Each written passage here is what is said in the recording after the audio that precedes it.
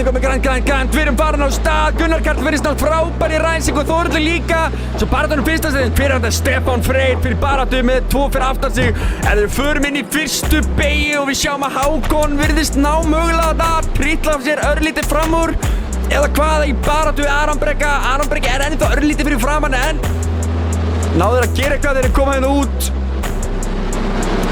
Svona, allt orðið eðlilegt eins og á að vera. Strax komið slatta bíl hérna frá 7. niður í 8. sætið. Alexander við Stefán Freyr enn og aftur beint fyrir aftan sig. Þessi tveir voru grimmir einhvern annan í síðustu keppni. Bjarni Sigurðsson og Elvar Karlsson báðir komnir með svart flagg.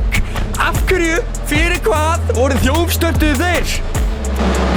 Ég kíkjum þetta yfir á Gunnar Karl sem er fremstur með Patrik Magnússon beint fyrir aftan sig og Þórður Ingi hefur ekki náð að gera góð hluti úr því að vera í öðru sæti tímatökunni.